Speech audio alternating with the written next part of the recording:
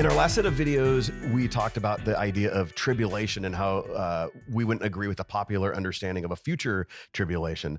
But when it comes to the idea of a rapture, you would still believe in a rapture. I mean, the word is there in 1 Thessalonians 4, right? That we're going to meet the Lord. We're going to be caught up and meet the Lord in the air, right? Well, the idea is there, but I wouldn't associate it with the common vernacular of rapture. I would simply say, yeah, I believe in the second coming of Jesus. So you believe what Paul says is true.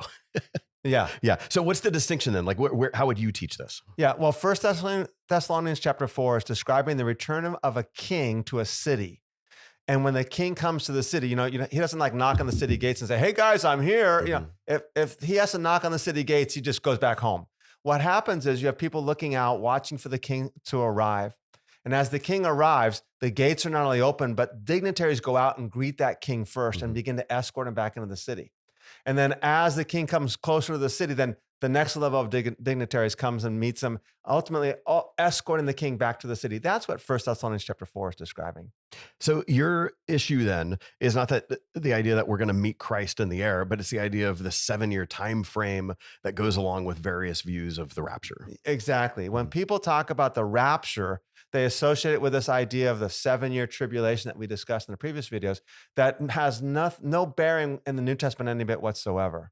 What would you do with something like a Matthew 24 where it talks about how there's different examples of like 2 people working in a field and one is taken away and the other one is left behind? Yeah, I love this question because it's so anti-rapture. It's the opposite of a rapture.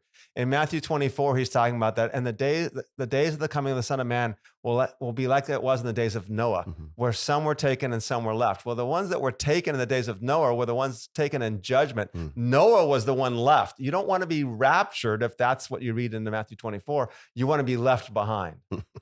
Yeah. So this is not a rapture passage, Matthew 24. No, if you want to call it a rapture passage, it's a rapture of the wicked. Yeah.